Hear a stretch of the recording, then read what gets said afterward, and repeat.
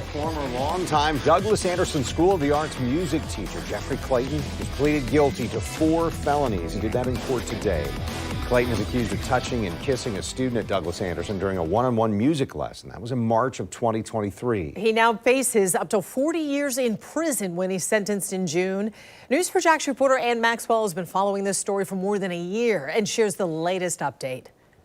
Here today was the first time we learned about additional potential victims inside the courtroom. After the hearing, the state attorney's office revealed additional female students came forward after Clayton's arrest to provide information about their interactions with him. And the judge will be able to use their testimony as she decides Clayton's sentence. Mr. Clayton, is there any comment you want to make about the guilty plea today? Jeffrey Clayton was silent leaving the courthouse. We heard there may be as many as 7 other victims. Is there anything you want to say about that? At a hearing Wednesday morning, the former longtime Douglas Anderson School of the Arts vocal director pleaded guilty to 2 counts of offenses against students by authority figures, 1 count of indecent, lewd, or lascivious touching, and 1 count of illegally using a phone. You are entering pleas of guilty to the 4 different counts with which are charged in case number 2023 CF 3145.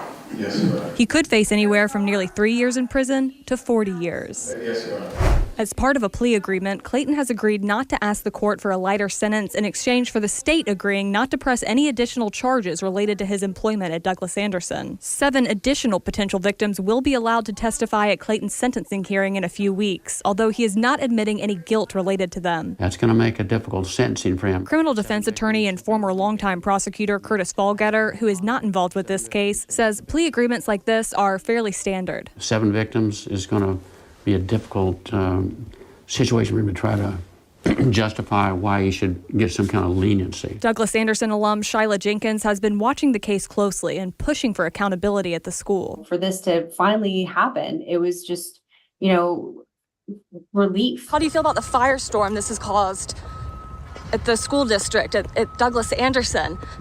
The superintendent ended up leaving early. There's been an investigation from an outside law firm costing tens of thousands of dollars. Do you have anything to say about that? The school district referring me to statements the school board chair made at a meeting earlier this month, saying school board members had been briefed on the investigation but had been advised not to share that information due to ongoing litigation. Many people have blamed the former principal at Douglas Anderson, Jackie Cornelius, from looking the other way to allegations about Clayton over the years. She previously told me that never happened, but in light of hearing about 7 other potential victims in the courtroom today, we wanted to follow up again. She said she can't comment as long as the district is involved. Clayton's attorney said his client would not be able to comment until sentencing. That sentencing hearing is scheduled for June 14th. From downtown, I'm Ann Maxwell, Channel 4, the local station.